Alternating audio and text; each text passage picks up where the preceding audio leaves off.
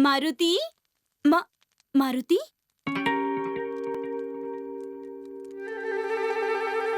अरे कहाँ चल गए लेनी महाशय सुबह सुबह? मारुति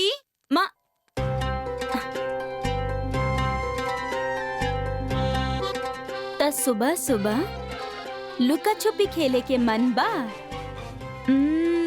ई पकड़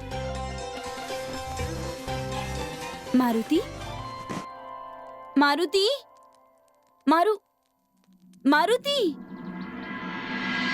मारुति कहाँ जा रहल बानी सुबह सुबह? मारुति ऐसे के स्नान भोजन कैले बिना खेले चल जाला? हम खेले ना जा रहल बानी माता, और ना ही हमरे पास भोजन और स्नान करे के समय बा। सवेरा हो गइल बा। हम जा रहल बानी जाम्बन काका के पास श्री हरि विष्णु के कथा सुने। आप चिंता मत करिहा, रात्रि होके से पहले आ जाइब हम। ज्ञान की तृष्णा जब तो ही जागे, पांव तिहारे स्वयं ही भागे।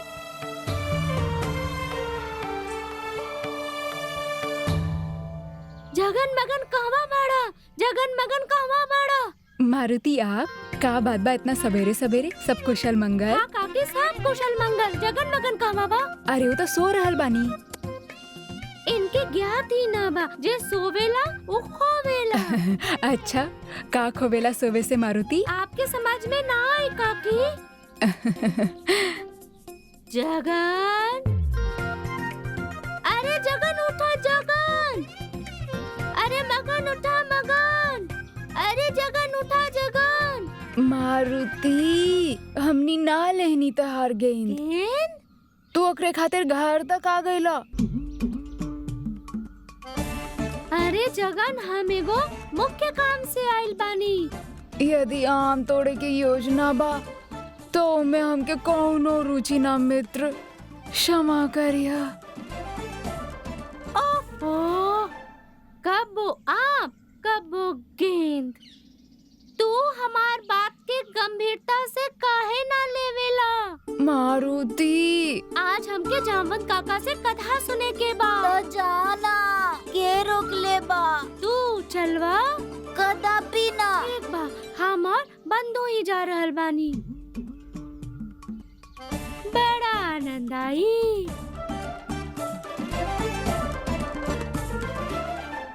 वैसे बंधु उचित ही कहत रहल। का कहत रहला?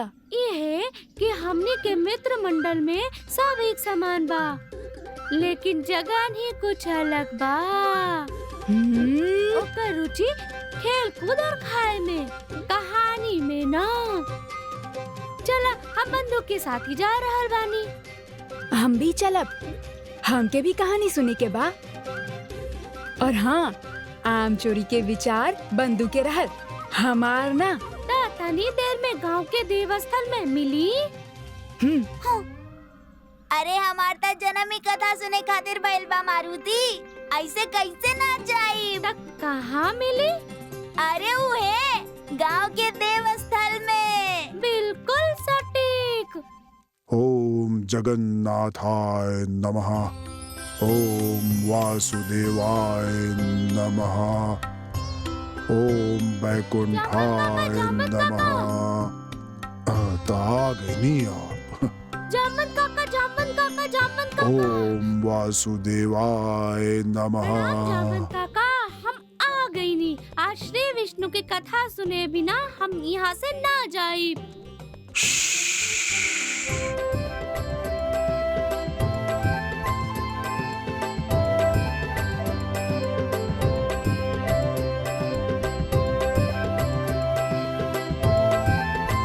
हे मारुति, आपके ज्ञात बा कि हम भगवान विष्णु की आराधना काहे कर रहल बानी? हम भगवान विष्णु के आराधना एक खातिर कर रहल बानी काहे कि उनके अवतारन के कथा हमरे माध्यम से आप तक पहुँचे। यही खातिर हमके उनसे अनुमति और आशीर्वाद दोनों लेवे के होखी। यही खातिर श्रद्धा पूर्वक हाथ जोड़ ली और हम जन कह रहल बानी वह आप भी कही।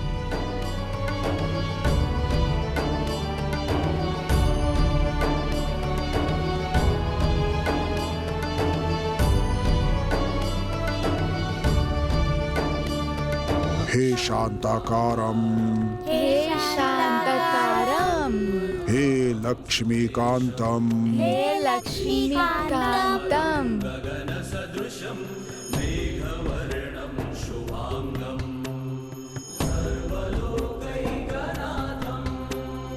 हे तीनों लोक के पालनहार, हे तीनों लोक के पालनहार, श्री विष्णु, श्री विष्णु, ब्रह्मपुत्र जामवंत, ब्रह्मपुत्र जामवंत, भगवान विष्णु के अवतार के कथा आपके अवतार की कथा अंजनी पुत्र मारुति के सुनावे जा रहल बानी। अंजनी पुत्र मारुति के सुनावे जा रहल बानी।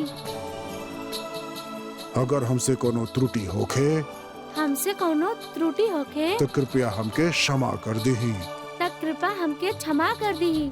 जितना उत्सुक आप बानी हमार कथा सुने खातिर, उतना उत्सुक हम भी बानी आपन 7वां अवतार धारण करके आपसे मिले खातिर। एकरा से हर्ष के बात और का हो सकेला कि हमरे अवतार के कथा से आपके अपने भक्ति की यात्रा खातिर प्रेरणा मिली। हमारा आशीर्वाद हमेशा आपके साथ बा मारुति। ओम विष्णवे नमः। ओम विष्णुवे नमः।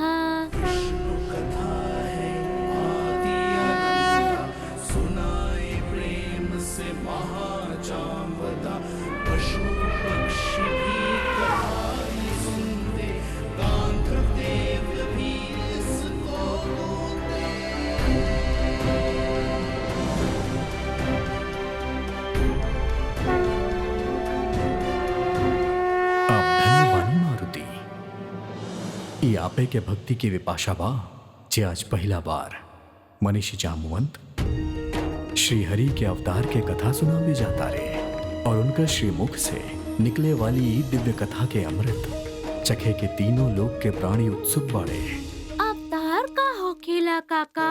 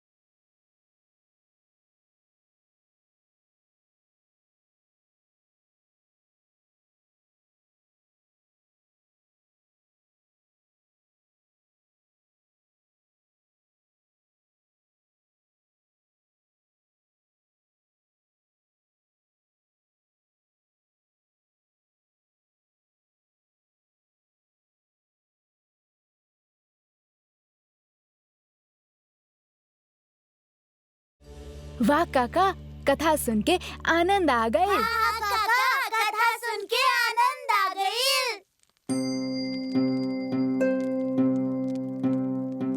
का भइल मारुति, आप इतना शांत काहे बैठल बानी? हरी कथा के गूंज अब तक हमार अंदर आत्मा में बा।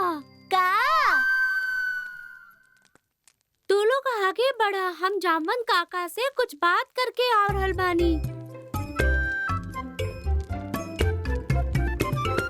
काका, हम अवतार के कथा में पूरा तरह से रंग चुकल बानी। हमार मन श्री विष्णु के प्रति आसक्त हो चुकल बा। ये तो अत्यंत सुखद समाचार बा मारुति।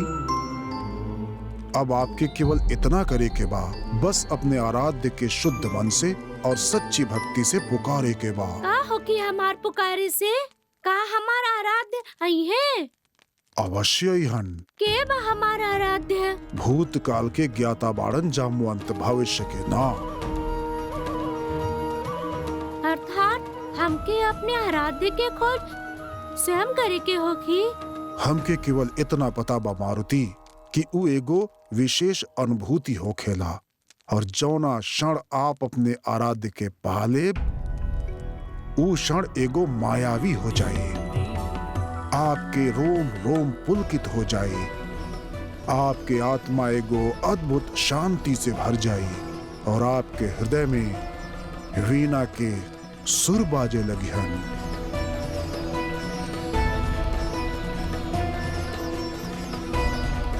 मिल गई काका, आराध्य के ढूंढे के मार्ग मिल चुकल। कैसे मारुति? कैसे का कैसे? अभी अभी तो आप हमके बताओ नहीं। जब हम अपने आराध्य से मिला तो हमारे हृदय में मीना के सुर सुनाई दी है। तो हाँ, तो जितना भगवान बाड़न हम एक एक करके सबके पूजा करब, उनका ध्यान करत ही उनकर वीणा के सुर बज उठिए। ओए हमार आराध्य बा। मारुति, कदाचित हमरा बात के बीड़ा बजे वाली बात के ई अर्थ ना रहल, ओकर अर्थ ई रहल कि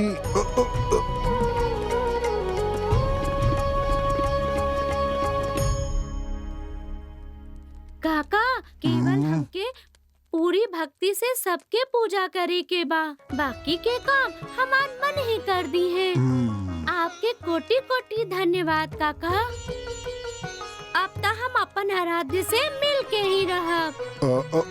मारुति, मारुति,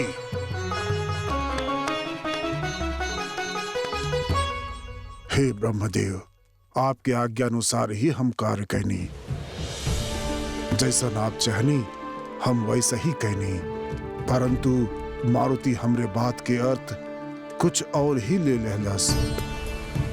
हे ब्रह्मदेव, कहीं हम उनके उचित दिशा दिखाए के स्थान पे उनके भ्रमित ना कर देनी।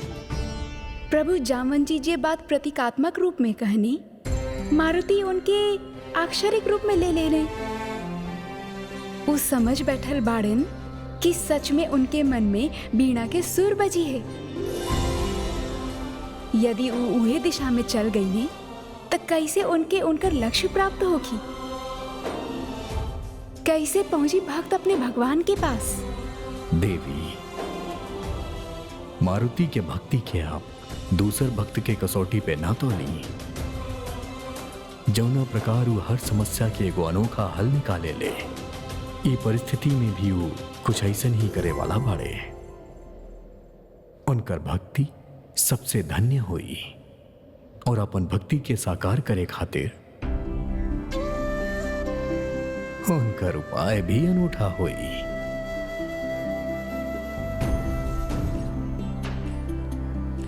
मारुति हमार ही अंग बाड़े, यह कारण हमार समान भोला भी उनकर पद्धति कबो कबो बचकाना लागी।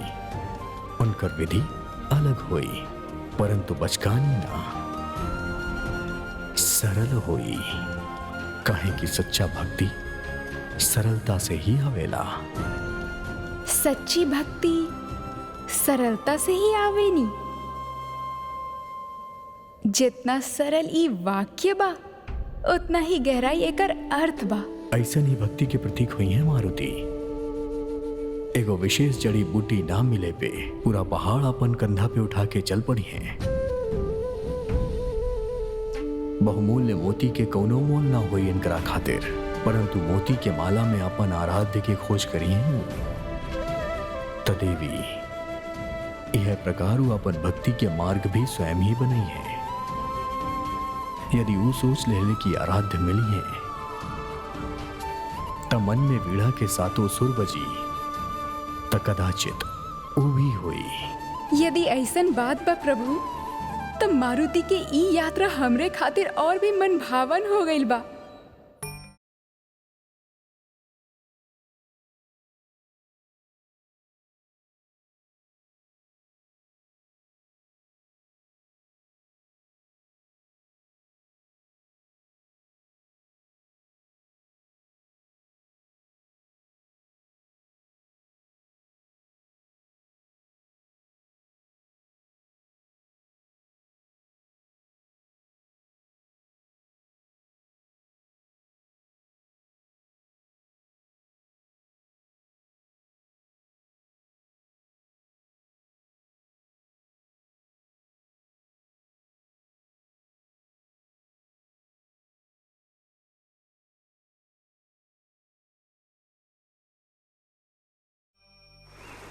बताई ना दीदी। आज ही पूजा यही खातिर रखवाइल गइल बा काहे कि आज चंद्र पूर्णिमा बा रूमा। शंख के समान उज्जवल 10 अश्वों के रथ पर सवारी करे वाला चंद्रदेव, उनकर पूजा केहू भी करेला तो उनकर असीम कृपा प्राप्त होखेला। दीदी हमरे नन्हे बालक मारुति बाड़न कहाँ? वो नन्हा सा बालक अब नन्हा ना रहलन, अति शीघ्रता से बड़ा हो रहल बाड़न। और आजकल तो गहरी मित्रता हो रहल बा उनकर। पता बा केकरा से? जामवंत जी से। आजकल जामवंत जी से माता श्री हरि कथा सुन रहल बानी हूँ। और परसों रात तक तो कथा सुने के इतना उत्तेजना रहे कि रात भर सूत ही ना पैलन महाशय। यही कारण हम सोचनी कि आज उनका के देर तक सूते देता नहीं। उचित कहीं नहीं। सोए के समय आज हमरे पास ना बा माता। जामवंत काका कहले रहलन जब अपना आराध्य से मिलब त मन में वीणा के सुर बज उठिए। हमके एक एक करके सारा देवता के पूजा करे के बा। पता तो चले के कर पूजा करे से मेरे दिल में वीणा बजेले। आज चंद्र पूर्णिमा बा त काहे ना हम चंद्र के पूजा से आरंभ करी। ई पूजा हमके गुप्त रूप से करे के होखी, काहे कि केहू के भी ई योजना के बारे में बता ना सकेनी। पहले तो हमके ये जाने के होखी कि पूजा के विधि का बा। सुरीली, चंद्र यंत्र के निर्माण हो गई। हाँ। चंद्र यंत्र?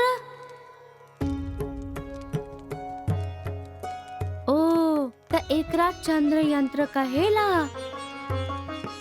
वैसे तो दिया मिट्टी के बनेले, पर ई पूजा खातिर आटा के दिया बनावल जा रहल बा।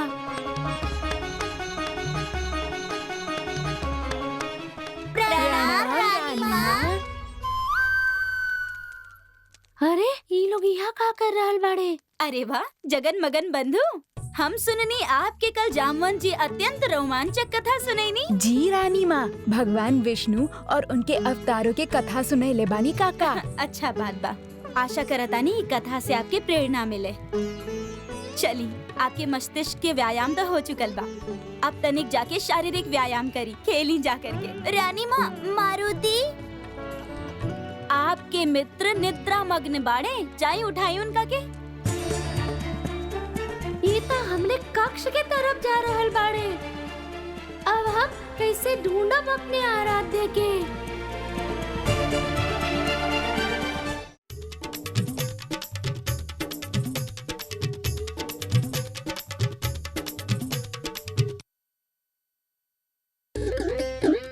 मारुति, तू सो रहल बाड़ा?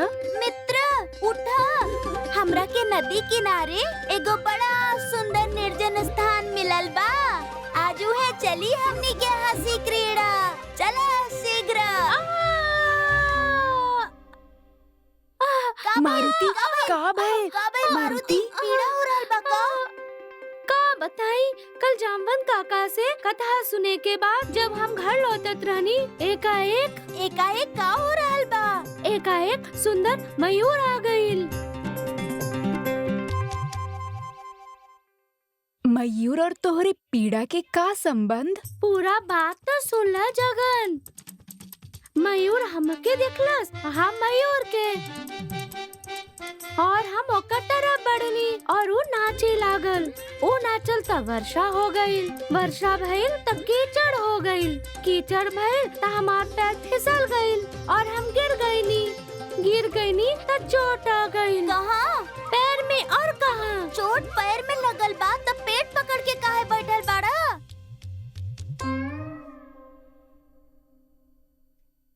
तू भी ना बंधु, भावना के भी ना समझेला। पैर के चोट खातिर वैद्य हमके ऐसन औषधि देलन, पेट में पीड़ा होखे लागल।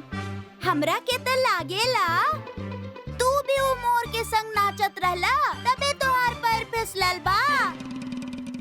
बंधु चुप, शीघ्र स्वस्थ हो जा मारुति। हमनी सब बहुत उत्सुक रहनी आज के ई क्रीड़ा खातिर। हमसे तहार उदासी देखल न जा रहल बा मित्र। हम ई मंजिल के मुखिया बानी, हम अपन मित्र के कबो दुखी ना देख सकेनी।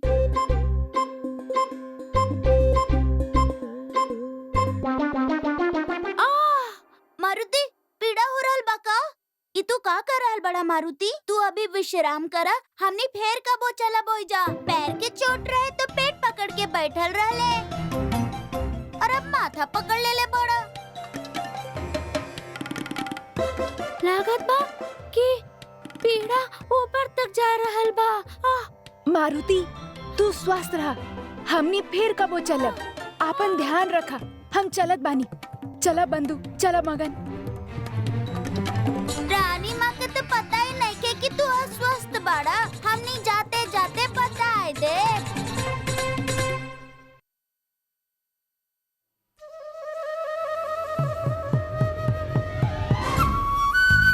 अरे का भइल? कुछ ना, माता से कुछ मत कहिया। आज वो चंद्र पूर्णिमा बाना, त माता वैसे भी व्यस्त बानी। हमार पीड़ा के बात सुन के उनकर सारा काम रुक जाई। चिंता मत करा बंधु, हम विश्राम कर ले त हम पूरा स्वस्थ हो जाई। तू जा। ठीक बा, चलो चलल जा। हाँ, वाह कितना साहसी बा हमनी के मित्र। बंधु कुछ सीखा मारुति से। हमार तो सीखे के आयु निकल गइल बा, तू ही सीख ला। हाँ। अरे मारुति, आपके मित्र आयल रहले ना? आप खेले ना गईले? माता हमके ज्ञात बा आज चंद्र पूर्णिमा बा, और आज आप पूरा दिन पूजा के प्रस्तुति में व्यस्त रहबू और सारा भार आपन ऊपर ले लेबू। यही कारण से हम रुक गए नी। अच्छा, आपके हाथ बटा सकी और आपके थोड़ी देर के विश्राम करे के समय भी मिल जाए। अच्छा बात बा। सच में कितना बड़ा हो गईल बा हमार चंचल मारुति। हाँ। माता के हाथ बटावे खातिर मित्र के साथ खेलब त्याग देला। कदाचित जामवंत जी के कथाओं के बहुत गहरा प्रभाव भइल बा हमने नन्हे मारुति पे। उत्तरदायित्व के भावना जाग गइल बा भीतर। हाँ काकी, वो तो बहुत आवश्यक बा। अच्छा ठीक बा। तब बताई फिर कैसे करेनी चंद्र पूजा, अर्थात कैसे हाथ बटा सके नहीं आपके माता। हमार नन्हा महाराज यहाँ आवा। हम आपके बतावेनी कि आज चंद्र देव के पूजा में आपके भूमिका का रही।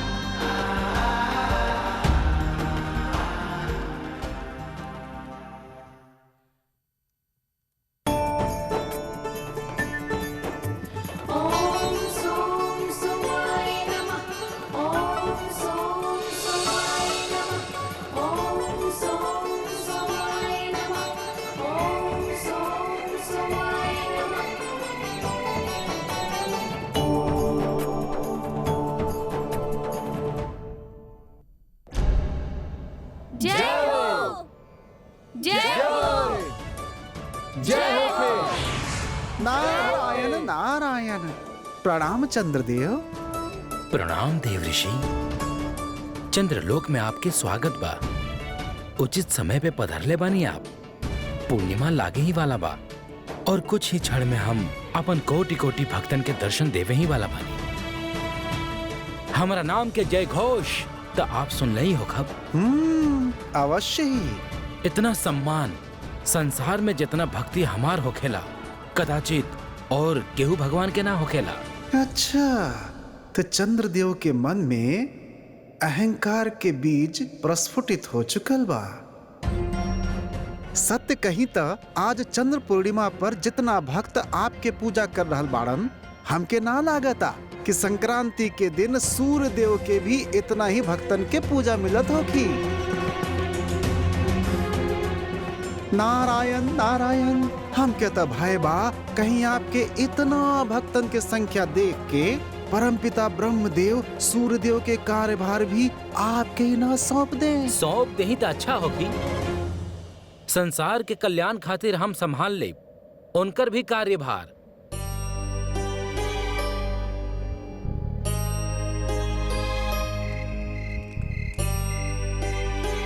नारायण नारायण। मुहूर्त चंद्रदेव। कहा? हम कहनी मुहूर्त निकल जाई, फिर आप अपन भक्तन के दर्शन ना दे पाए। ना ना, हम प्रस्तुत बनी अपन भक्तन के जीवन के आलोकित करे खातिर।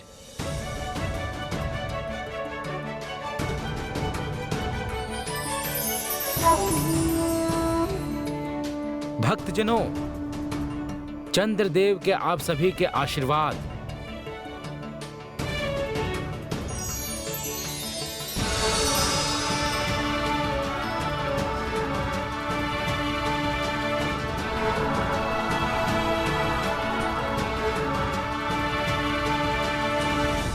देखी मारुति, चंद्रदेव हमनी के पूजा के स्वीकार के हमनी के आशीर्वाद दे रहल बाड़न। यदि आप चाहब तो आप भी चंद्रदेव की आराधना कर सकेनी।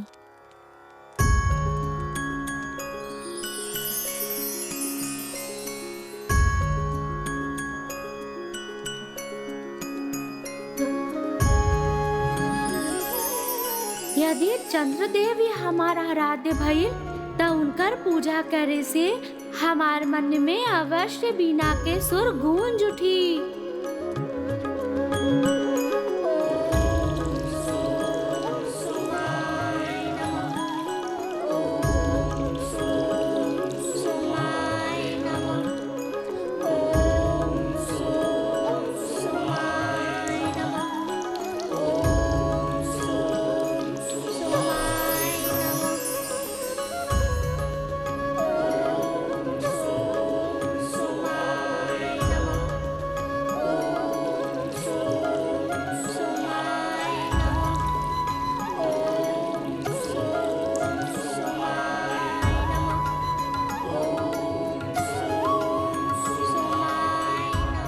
बाई पृथ्वी लोक के वासी जेकर पुकार शेष सभी भक्त के सुर पे भारी पड़त बा।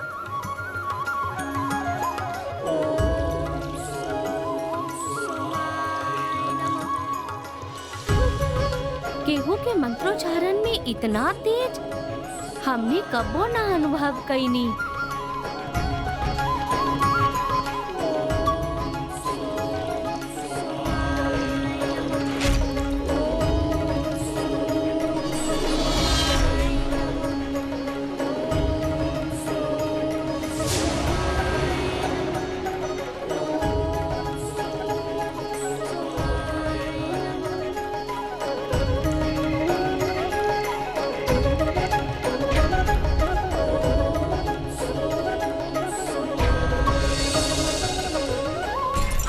तेज स्वतः बढ़ के से रहल बा।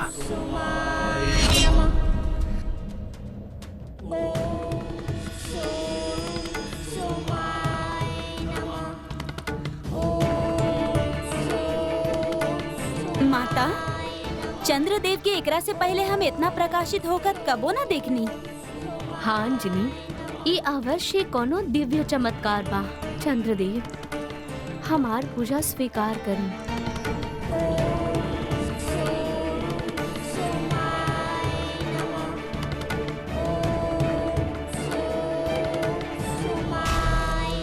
नारायण नारायण। हम अपन प्रकाश के बस में नहीं कर पावत। हमार स्वयं के तेज से हमार शरीर तप रहल बा।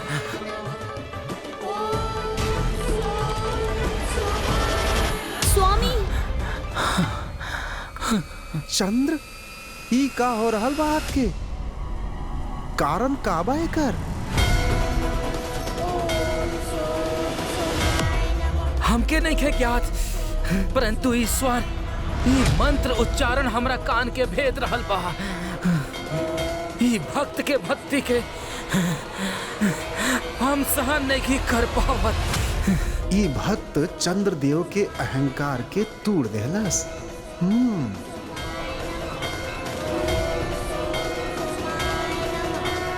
हे प्रभु, ई कैसन लीला बा आपके? मारुति ऐसन का कर देने जेकरे कारण चंद्रदेव के ई दशा होखत बा?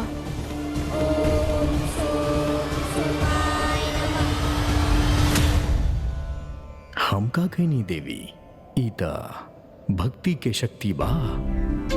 मारुति आज सिद्ध कर देले कि सच्चा भक्ति में वो शक्ति बा जौन देवता के सिंहासन के भी हिला दे। मारुति के पुकार में ऐसा तीव्रता बा कि चंद्र देवता का समस्त देवता गण भी एकत्रित होकर उनकर तेज के सहन ना कर पाई है। ऐसन का विशेष बा प्रभु मारुति के भक्ति में? मारुति के भक्ति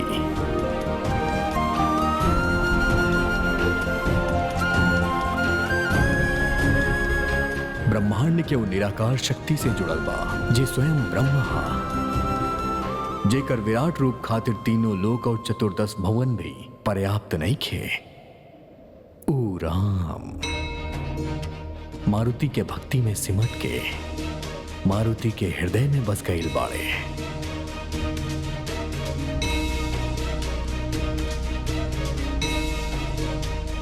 ऐसन प्रबल भक्ति के भार भला चंद्रदेव कैसे उठा पाई हैं देवी? चंद्रदेव के आभा से आज पूरा धरती, पूरा आकाश चमक उठल बा। ऐतिहासिक क्षण बाई।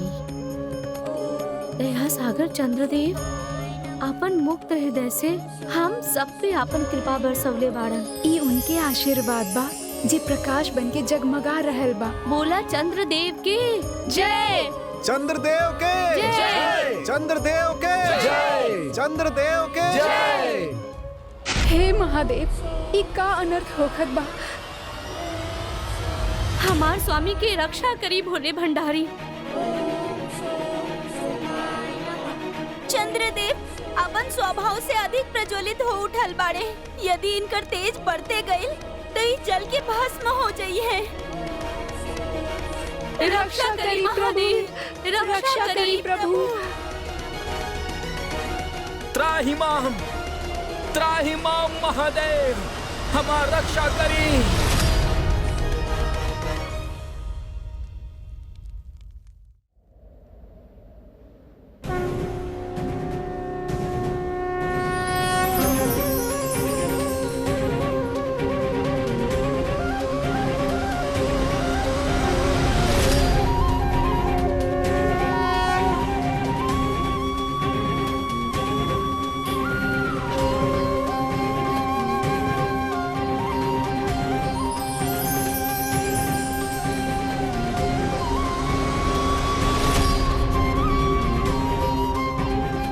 नारायण नारायण।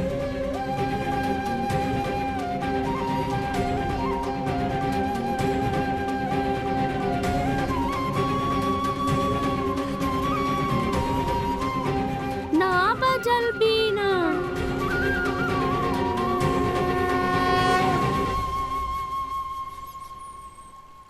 नदी किनारे मंद मंद पवन के शीतल छाया, बड़ा आनंद आई। देखिए मारुति, एकरा से उपयुक्त स्थान हमनी के खेल कूद खातिर हो ही ना सकेला।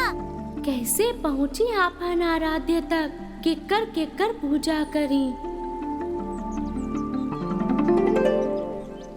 ध्यान का बा तोहार। नाता हम सुन रहल बानी बंधु। ओम वसुंधराय विद्महे भूत्रताय धीमहि तन्नो भूमि प्रचोदयात्। ओ किसान काका केकरा के जल अर्पित कर रहल बाड़न। पेट में पीड़ा होखत बा। मारुति, तू ठीक तो बड़ा मारुति? हमार पेट में पीड़ा हो रहल बा बंधु, तू वैद्य के बुला के लावा। ठीक बा, तू घबराइया मत मारुति, हम शीघ्र लौटत बानी। चला।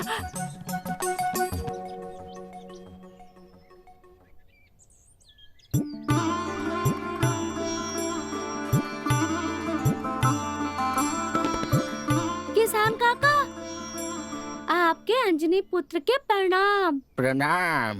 काका, आप एक केकर पूजा करत रहनी? उहे जेकर कृपा से हमार जीवन चलेला, जे हमार आराध्य बाड़े। के बाहू आपके आराध्य? करुणा माई भूदेवी, भूदेवी? जिनके आशीर्वाद से हमके अन्न मिलेला, हमार घर चलेला। ई कारण हम प्रत्येक दिन सर्वप्रथम भूदेवी के पूजा करीले। अच्छा, तो एक बात बताई काका, पूजा करत समय आपके वीणा के स्वर सुनाए देवेला? अरे पूजा करत समय नहीं, बल्कि हमरे मन में दिन भर हरियाली के गीत ही बजत रहेला। अति उत्तम। तो हमके भी भूदेवी के पूजा करके देखे के चाहिए। किसान काका, का हम आपके साथ भूदेवी के पूजा कर सकेनी? अरे काहे ना, ली और हमारा साथे साथे चली और मंत्र के उच्चारण करें। ओम वसुंधराय विद्महे भूत्रताय धीमहि तन्नो भूमि प्रचोदयात्।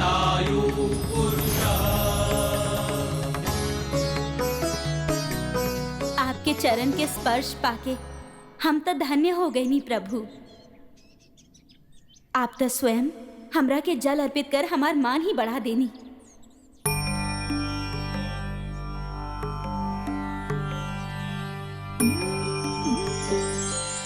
भूदेवी को धयावते मारुति हनुमान, ज्ञानवान की बुद्धि पे छावत है अज्ञान, छावत है अज्ञान, छावत है अज्ञान। पुत्र मारुति, कैसन लागल आज भूमि देवी के पूजा करके? हृदय के शीतलता पहुँचल ना? हाँ काका, मन शीतल भइल, पर लेकिन मन में बीना ना बजल। कोनो बात नहीं है। ई आयु में आपके भीतर जे निष्ठा बाना, ओकरा के देख के हम निश्चिंत बानी कि वीणा भी बजे। प्रणाम।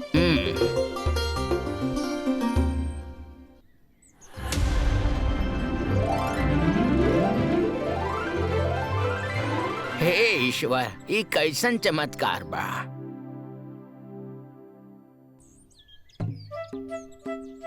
हम अपन तरफ से प्रयास त कर रहल बानी, परंतु सफल काहे ना हो पावेनी। का हमके ना मिलिए हमार आराध्य?